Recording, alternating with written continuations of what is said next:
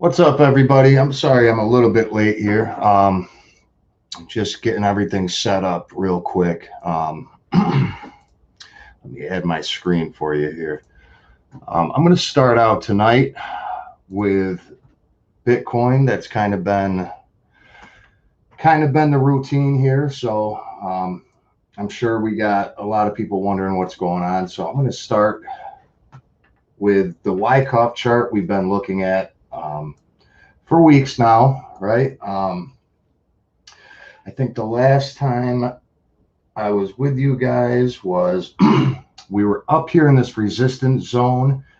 I'm not sure if I brought this up on the last stream, but we were looking at a little bit of distribution here as we were coming up to this red zone we've had marked out here. Kind of got a head and shoulders pattern. We came back down, which if you look back here, when we originally broke this last point of support, we broke it, but we never got the back test. And that's something that we were really looking for. And you can see we kind of overthrew it a little bit, but we came back up. We've broken through it again. We did end up catching resistance here one last time. Well, not one last time, but once again, only to come back down. And now we have back tested that last point of support. We finally got an official back test. And if you look down here, this is something I've been looking at. If you look down here on the MACD, this negative momentum has begun to wane once again. And at the same time, you've got some higher lows coming in. This isn't divergence on the MACD, but it is convergence. It's a continuation indicator. It basically says the price trend moving up is confluent with less negative momentum, bringing this asset down, which is a positive thing. And if you look down here on the Stoch RSI, it is down at the bottom of the range, which is a bullish indicator. But you know, we do see it coming back down a little bit.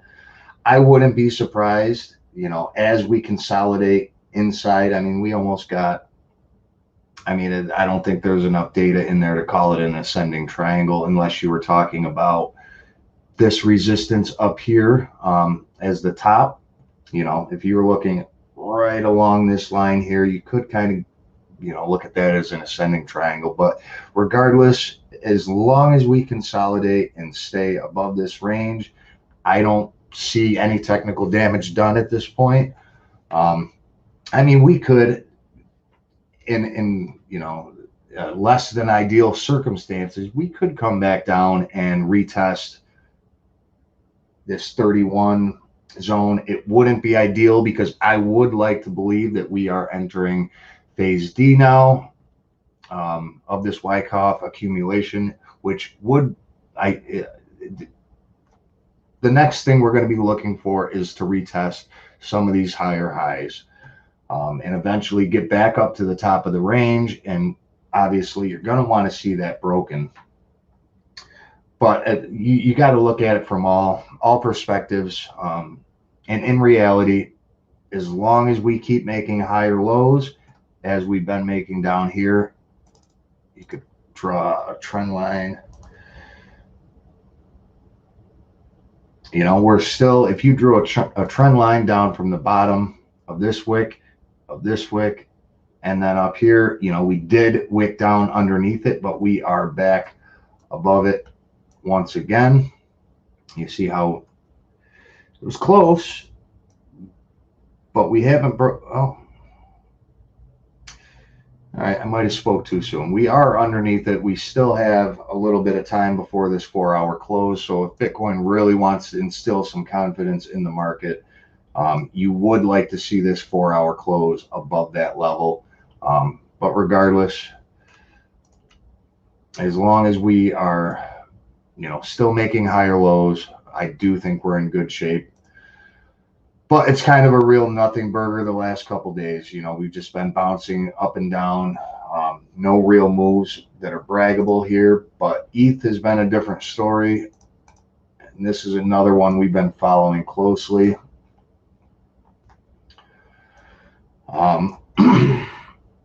Yeah, I mean, ETH is not really an ideal entry at this point because we are so far off of this initial entry we were talking about with ETH. But we are the same kind of thing. We're making some higher lows. It looks like our last point of support was down here at about 2150. You'd like to see it keep making higher highs and eventually come back up to 2650. Is the next range I'm looking at. 2650, just above 26 would be the next point up that really interests me. LEXX, I got you, JR. Give me 1 second. I'm going to go through a few of these I've got over here in our watch list, and we'll get to LEXX. Is that a stock or a crypto? I feel like that's a stock, but I'm not sure. Theta is one I'm keeping an eye on for the crypto guys out there. We got this nice XABCD bullish structure with a 78% retrace off a C up here. And same thing that we're kind of seeing across the board is, we're slowly making some higher lows. If I could take all of Yancey's plays, I'd be doing pretty good. She's sitting on a nice bag after the last couple months. But yeah, I mean, you could even look at this. This would be your spring, your back test, and it kind of this structure here you see on Theta USD is also, that's another XABCD as well. Same thing we're looking for, the M structure, and that would have been the completion zone. But I do want to point out, if you look at the volume on Theta, you can see right at this point where we would have had that back test or that PCZ of the smaller harmonic, you have massive volume coming in. The only time you saw volume like that recently was at the beginning of that first part of the run up, and at the bottom, I think that's probably where Bitcoin took a dive, I'm assuming, down here at X. So I would say this volume right here is got to be a bullish indicator. Clearly, there is some interest in this asset. No bearish divergence yet. We're just making them higher lows. Eventually, I would be looking for 730, which would be the top of the range that we're in right now, and it would also be the target of this bullish harmonic. Above that, I like this $8 zone, and even higher, the high part of $8 to $9 up here. And that would be, I mean, you could even look at, if you were going off the targets of the bigger XABCD, you'd be looking up here at about 967 to 1047. But as long as we keep making them higher lows, you would think that we're at least heading up to 729. And while we're on crypto, I have been keeping an eye on, if you follow me on Twitter, which one, man from the West, which ticker? Hut9, this is a Bitcoin mining stock. We've been following this one since we made these lows down here, which if you look back here to December, these were some highs that we back tested as support. And since then, it's been rallying. But what I do like about Hut, 1 second here. Sorry, I haven't been putting up the banners for you guys. One thing I do like about Hut is you see we've got this resistance back here that's been respected a few times, that we are above. We have came back down, but if you look on these lower time frame charts, right? I'm now on the 30-minute for Hut9. or hut 8, I'm sorry, that's one too many numbers. We sprung above it, we came back down, and we back tested what was once resistance as support. So anything above 519 for hut 8, I would say is a bullish indicator. You know, and if you look here, I mean, this is the 30-minute. You got to take it for a grain of salt. If the higher time frames are saying otherwise, but if you look here, we've got from this low on the MACD to this low, you made lower or higher levels of negative momentum while the price was still going up. So you've got hidden bullish divergence here. And if we go back to the 4-hour, it does look like we're losing positive momentum. You know, that could imply that we're coming back down to retest 519 again, maybe get some better confirmation for swing traders to take in, to take a new position with a new price to lean on for a stop loss. Man from the West, this one's hut 8. If you were talking about the one we did just before that, that is Theta USD. That's a crypto. And another one we've been talking about is CAN. And this one's still looking good. Kind of a nothing burger the last, you know, it looks like we've been moving sideways since about June 22nd. But if you look down here on the MACD, we were making lower lows on the price. And at the same time, we are losing negative momentum. It looks like we're about to go positive on the MACD on the 4-hour for CAN. The stotch is still pretty low. I like this nice big old M shape, this M structure that you had on the stotch. And if we take a look at the RSI, you had the same kind of thing going on here, right? So you'd think eventually we're going to, if we don't fall underneath 726, you think we're going to start making some higher highs. I would be looking at this $9 zone first. Above $9, I do also like, you got 982, but if you were targeting the top of this XABCD, which would be the Casey Stubbs target, you target the A and the C on the XABCD, which is also confluent with this double top here. And if you look left all the way back here to February, you also have a wick and a candle close right in that same zone, and again on May 12th. So if we break up, I would be looking at $9. I would look at $10. And if we really get going on this asset, we do have some higher targets here. You know, you could look up here at about $14.50, as high as $16. And, you know, further than that, I mean, we could definitely test some higher levels, but that's not something I'm really going to really get into until we do see some positive action. For breakouts, well, my strategy is pretty much the same. If you do follow us, we do this every Tuesday at 7 p.m. We've got a few different things we look for, one of which is what I was just talking about, which is bullish divergence on the MACD and the RSI. It's basically when the price and the oscillators start to diverge. I'll show you on one of these next assets we look at here. Amazon's another one, but this isn't really one I would really want to be entering here because of the rally that took place.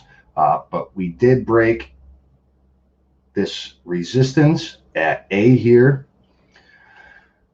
We broke above it, we back tested it, and it took off.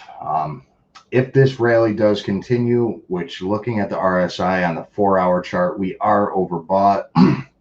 Same thing with the Stoch RSI, and you're still showing positive momentum, but that could change at any moment. And after a rally like we saw today, it's quite likely. The Stoch RSI on the dailies is still at the bottom of the range a little bit, but the RSI up here is overbought. What you'd really want to see if you did want to take a trade on Amazon is you'd want to see, I would probably look to 35.62, maybe get a back test down here. Back test down at, between 35. I mean, we could come back and retest 36.42 as well, which is the 1272 of this old fib extension we had on there. But JR, you want to take a look at LEXX. Let me clear this out here for you.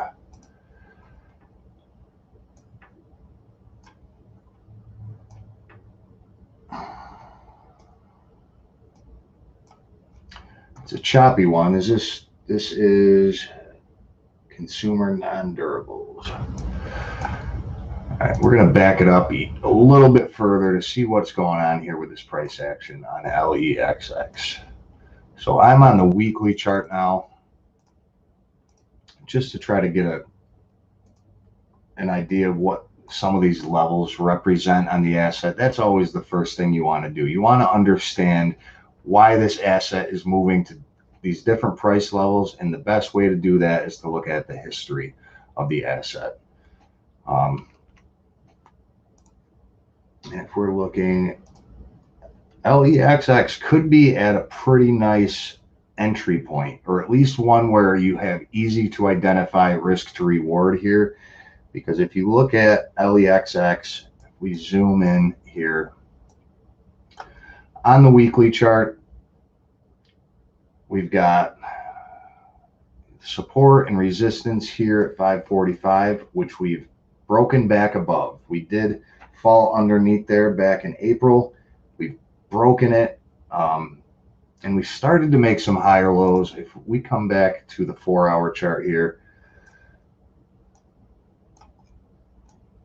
this one's going to be a little bit tough because of how choppy this is. There's not much, and the reason is this is a very low volume stock. This is something that I generally wouldn't play, just because of the fact I like to keep, when I'm looking at a stock, I like over 1 million volume just for liquidity, because if you are setting price targets, especially at the top of the range, you want to have the liquidity to be able to get out of the position, fairly simple. You don't want to have to deal with a lot of slippage, but just for the sake of looking at it,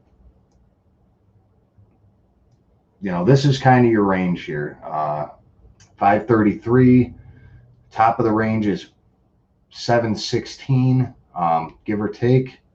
But with LEXX, until you break that, this trade could be a little bit risky, only because of the fact that you are at the top of the range. And so far we caught rejection, some resistance there at 716, and we dropped back down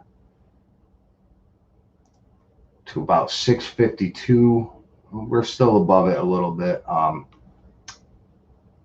but that's what I'd be watching. I would like to see if this asset broke back above 716. That would make me feel a little bit better about it.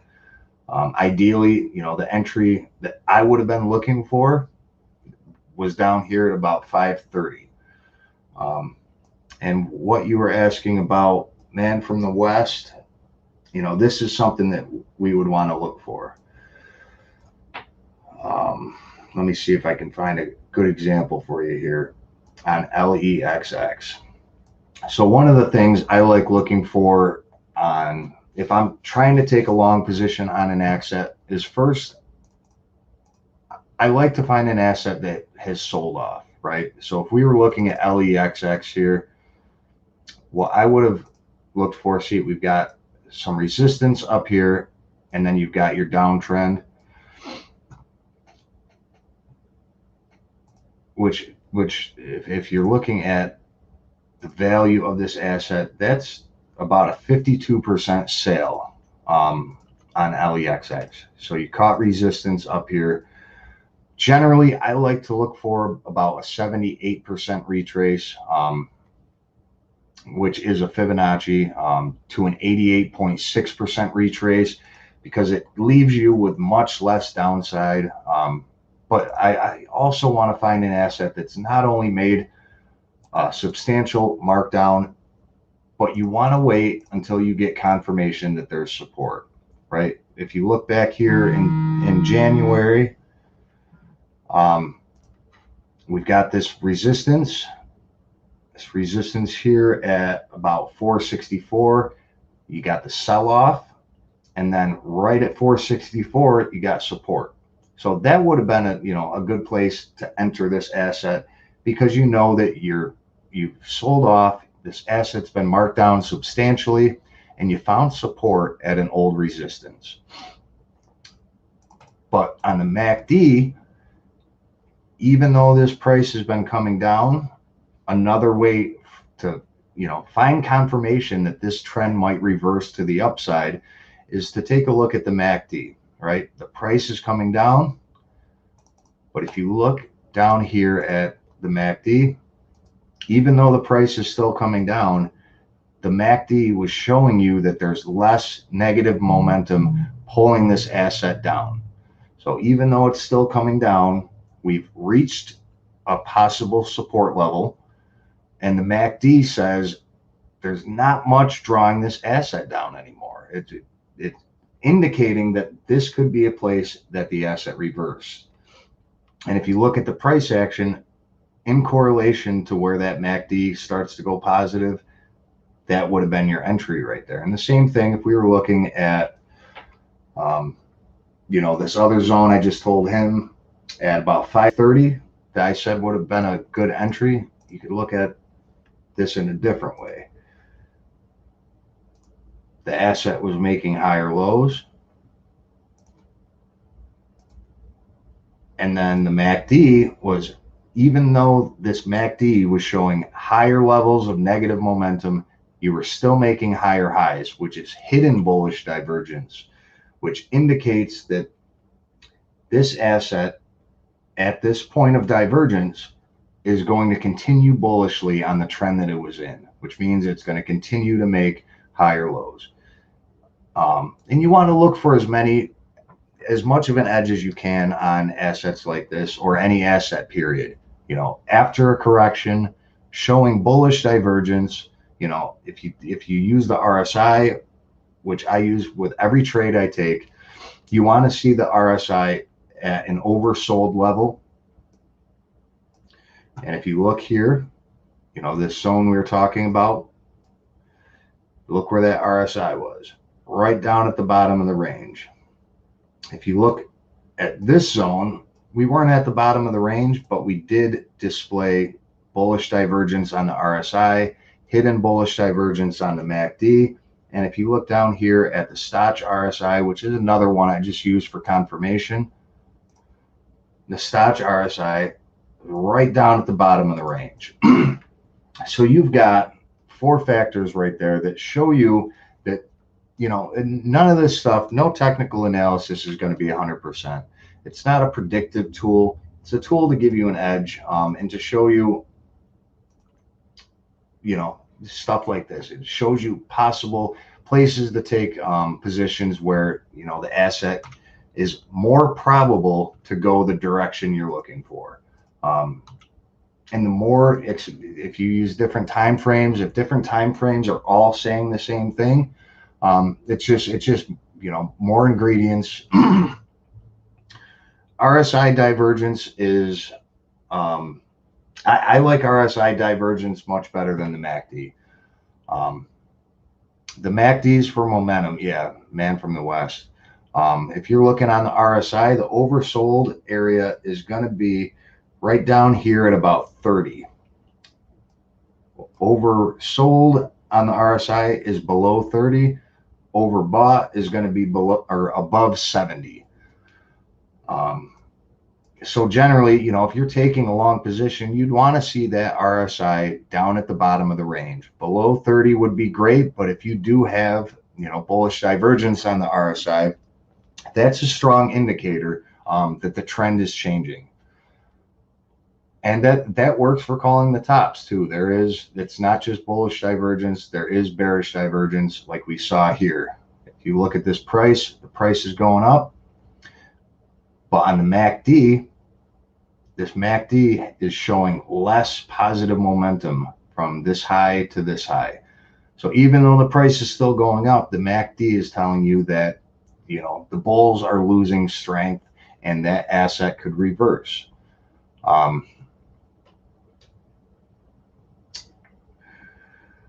What would my strategy be for LEX?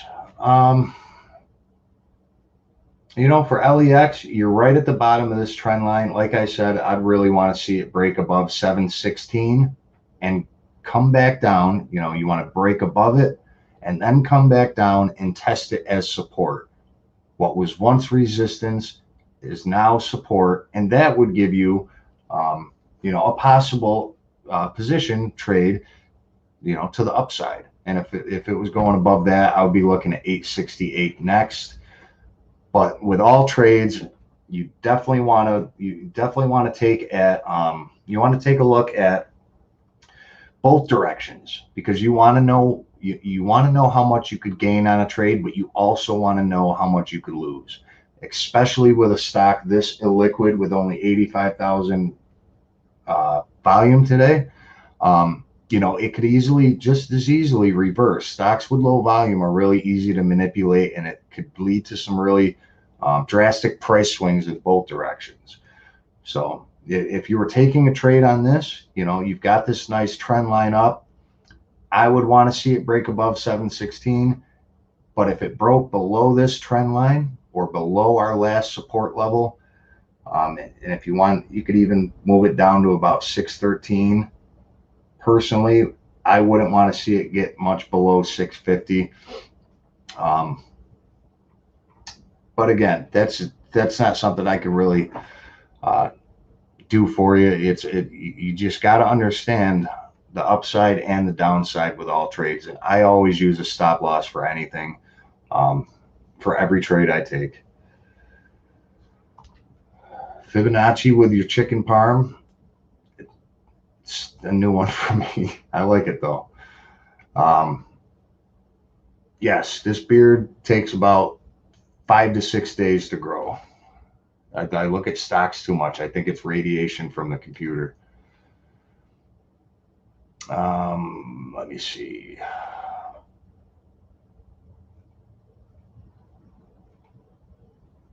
If any of you guys got any other tickers, feel free to drop them in the chat here. I'll take a look at SunPower. This is one we've been watching for a while too, but we are up at resistance now. We've had this nice trend coming up all the way dating back to May 11th. And again, we were looking at this 2961 area up to about 31 as a spot we might find some resistance, and we hit resistance, but we still managed to hold 2949. And if you're looking at the 4-hour chart, just like we were talking about a minute ago here, you're showing less negative momentum and you're still making higher lows on the price.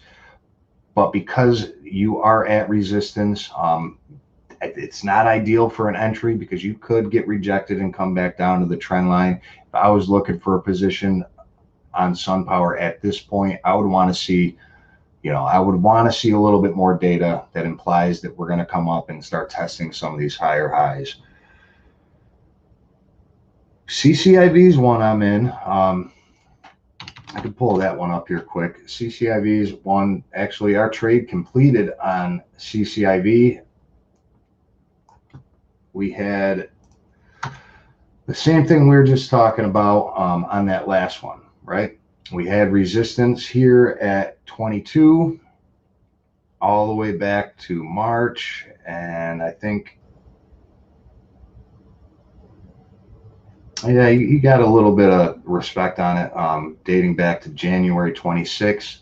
We were looking at this one because you got this drastic sell-off, right? That's the first thing I'm looking for. I want to see an asset that's not at the highs. I want to see an asset that sold off and has found support. And if you look over here to the left, after the sell-off, it came right back down to this support from January 22nd. And if you look at CCIV, price is still coming down, but right when it got to that support, you've got your MACD showing less levels of negative momentum. So even though the price is still coming down, you've got bullish divergence on the MACD. And at the same time, and this is at $17, you had bullish divergence on the RSI. And on the Stoch RSI, you were right down here, bottomed out at the bottom of the range. So what that's telling you is, after the sell-off, you're back down to a support level, which would, be a place that this asset might make a turnaround. We might catch support and move to the upside. And then all three oscillators at the same time, as you're approaching this support level, you're showing a bullish edge. You're showing that the bears are losing control and the momentum is starting to shift back to the upside. And you did. We had this resistance here in red. You got a nice run up to that resistance. You did get rejected once. You came back down and you retested what was once resistance as support. So you got your spring, your back test of the spring, and you started to make higher highs once again on CCIV. You are starting to show some bearish divergence this last week. But as long as we still keep making these higher lows, CCIV to me is in good shape. I did close out a little bit of my position. I think we were wherever I had that.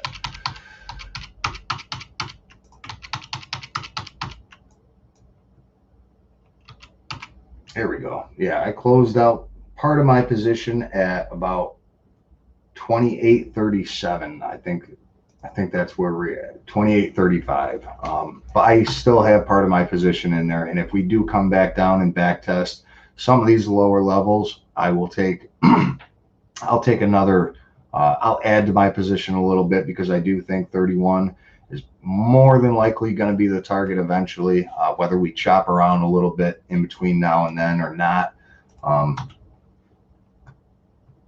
Is something that we're just going to have to wait and find out. But I do like that the Stoch RSI is back down to the bottom of the range. Not much of an edge on the RSI, but we do have bullish convergence possibly developing. If we start to lose some negative momentum here, this would be a continuation indicator. This is bullish convergence, which just implies that this bullish trend to the upside is going to continue. But we do need to see that negative momentum start waning. You know what? It doesn't matter if a trend line or a support line is from years ago. All these levels on the chart, they're not just there by coincidence. All these levels were set up by traders at some point, and a lot of the time they're still gonna be respected even after years. I'll show you a quick example here on Overstock.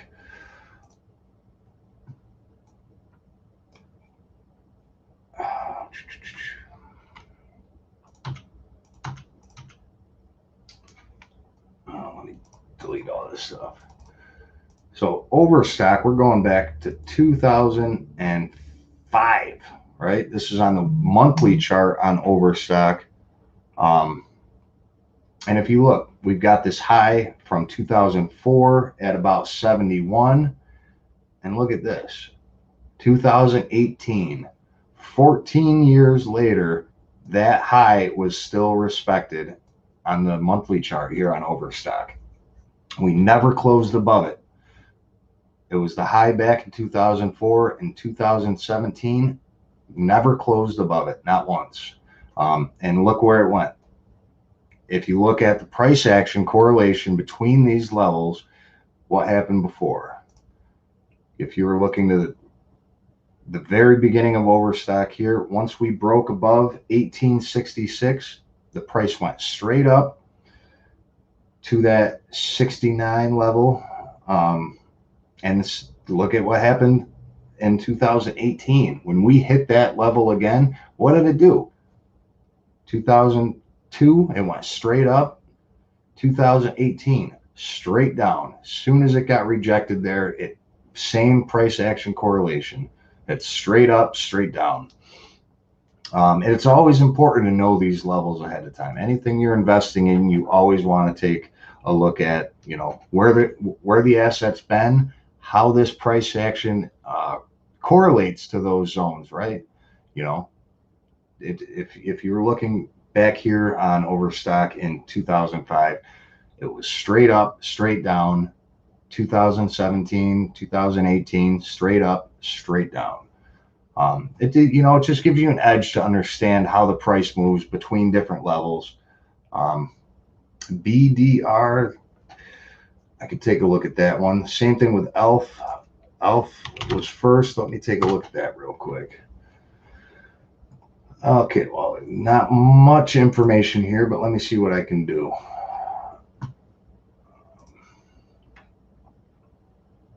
All right, so if we were looking at ELF, first thing I'm going to do,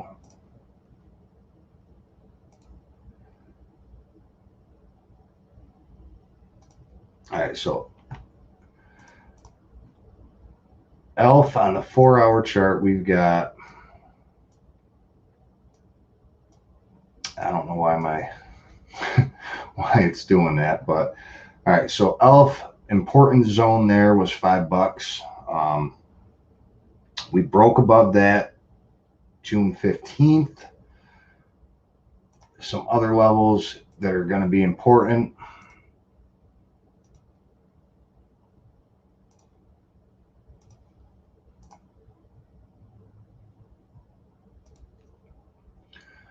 All right, so if I was looking at ELF, to take a position, the one thing I do like, if it holds up in this area, you got your impulse up, and you're about at a 50% retrace of the impulse up, which could mean, that 50% is one of the places you might expect the asset to turn around.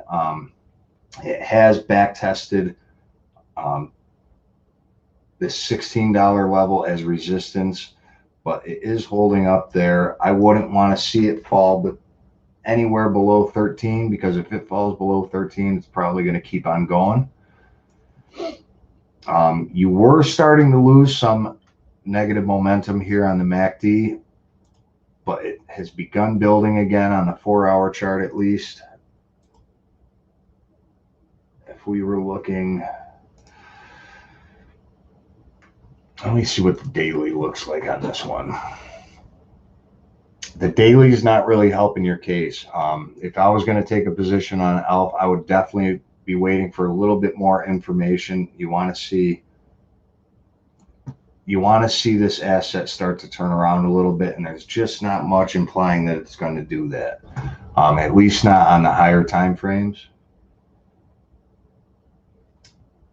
If you trade with the 1 hour, you might have an edge on the 1 hour.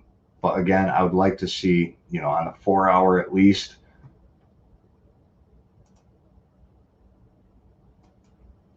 I mean, you could look at it like this. If you're looking on the 1 hour chart, this isn't advice by any means. I'm just trying to, figure out, because there's so little data on this asset at this point. you kind of got, you know, the price is moving down still, but at the same time on the 1 hour chart, you're showing less negative momentum pulling this asset down. The Stotch RSI is right down at the bottom of the range, and you're almost approaching oversold on the RSI here. Again, still something I would think we're heading to 1313 right now. You know, maybe at 1313, you know, you might get a bounce. You might start to develop, you know, a better edge on the 4 hour chart. But until you see some sort of support, whether it be at 1313 or a little bit lower, your next level down is going to be much further. So if you don't hold up at 1313, I would personally get out of it until you do find support, and I would take a position after that. BDR, I got you, brother.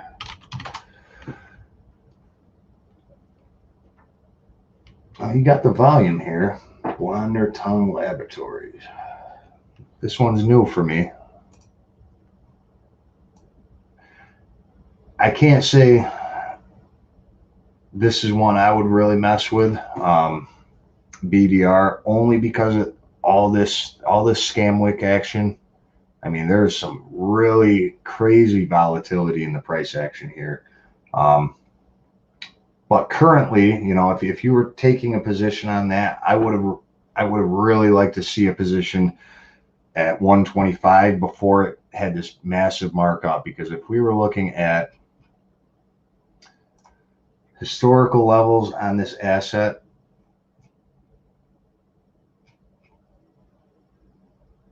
I mean, you could see years and years and years of data on this asset.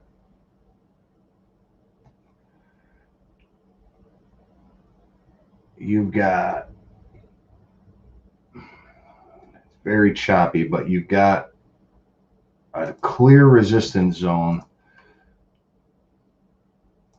right about where you're at.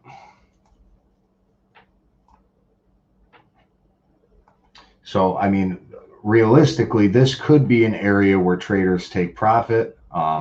If it does break above this area we're at, which it actually, shoot, I don't have my after hours chart going here.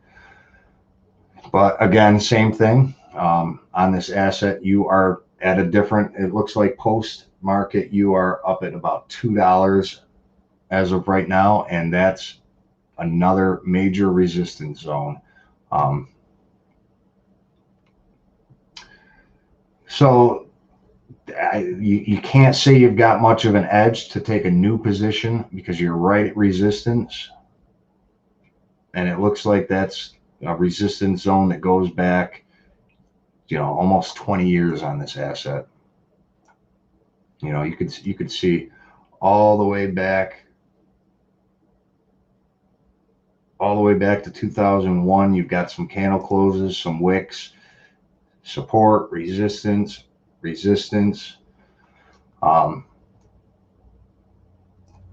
So as far as a new position on BDR, if you were in it, congratulations. That's a hell of a trade because it looks like you're up massively today. As far as entering, I would probably look for something else or wait for some more data showing you a new support level and a better edge.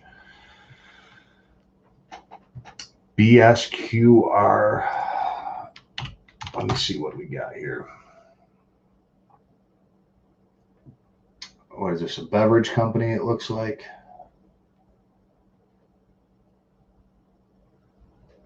Japanese stock exchange, I think. No? Yeah, I mean, this isn't one I would touch. You've got about 2.8 thousand in volume on this asset. From it's a new asset. I mean, and that's even low volume for this asset. Normally, this asset has about 6,000 volume, 6.6. You're sitting at about 2.8. If there was more volume, I mean, you could look at this you could look at this asset like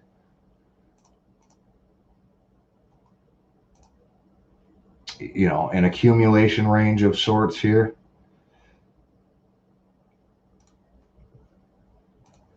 And if you were doing that,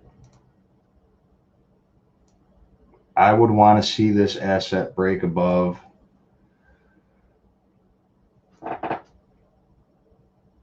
I'm not even sure which currency that is, but I would want to see it break above some of this old resistance back here from 2017. You got support and resistance in this zone. I would want to see it above that. Once you break that, you might come back up and test some of these higher levels. But it's a real tough one to look at just because there's no volume and there's not much data. ARK, I could look at that one. I like all the ARK ETFs for sure. I like Kathy Wood. I think her, Elon, and Tesla have kind of this thing going on.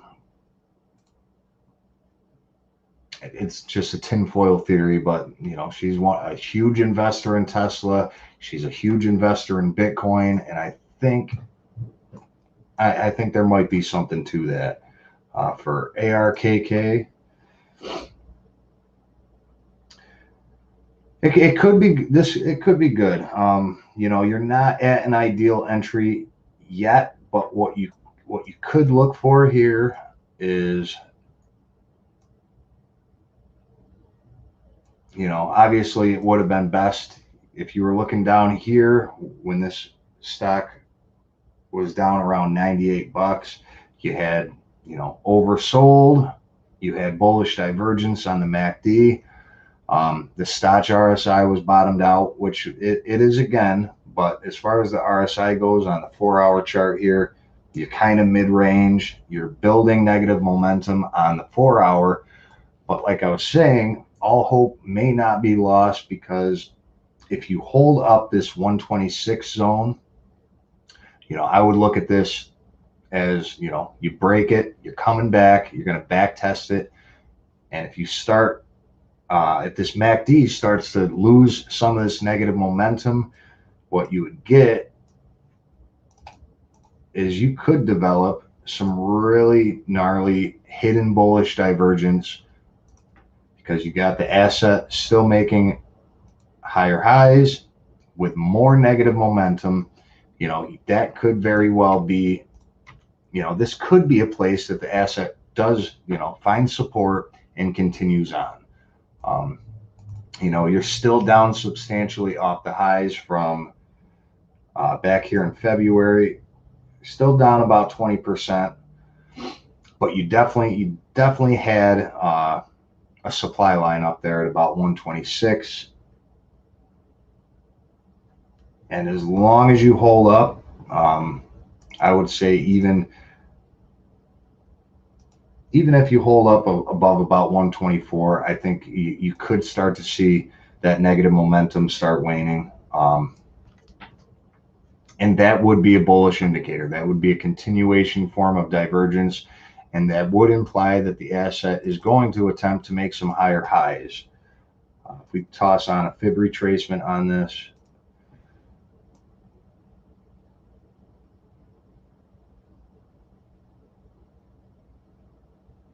yeah, you're right at pretty close to the 50% retrace on that. That's what I would be looking for. I would want to see, if you were looking to take a position on ARKK, I would want to see some support on top of this old resistance level, and then this negative momentum on the MACD start waning, start moving positive. And then on the RSI, you do kind of have, I like this, right? You've got this nice M structure. It's the same thing we look for on the price action. The M structure would be bullish as long as it reversed at this zone here. That could be positive. You got the same thing going on the Stoch RSI too. So if you're looking for a position, I would look for that support and look for a continuation up. Could you review HIMX? I could take a look at HIMX real quick. We're running short on time here, but if you guys want, to throw me some tickers on my Twitter account, I'd be happy to take a look at more. I think we got time for HIMX, and that is probably it for tonight.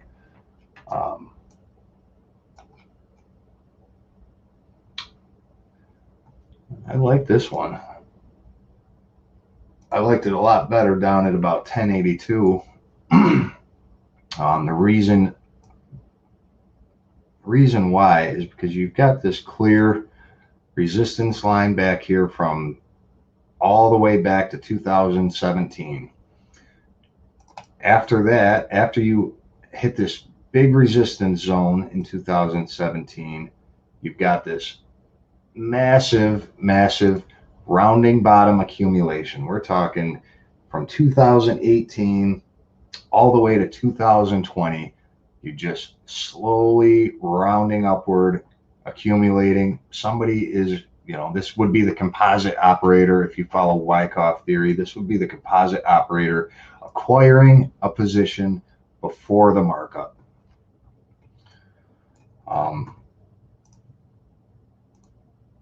And that would have been your break. It was actually in the fall. Would have been ideal, but if you're looking to take a new position on this one, obviously you want to see it stay above 1082 because that is going to be your old resistance zone from back here. It's trading at 1545 now.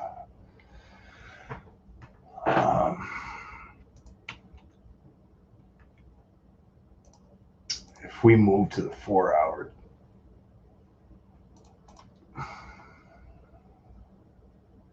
it looks like you're catching a little bit of resistance at this zone at about 1537. If it doesn't hold up above that, you might come back down here and test these lower levels, but you did kind of have this, if I could get it, kind of inverse head and shoulders thing going on with a higher right shoulder, which would be bullish for that type of pattern.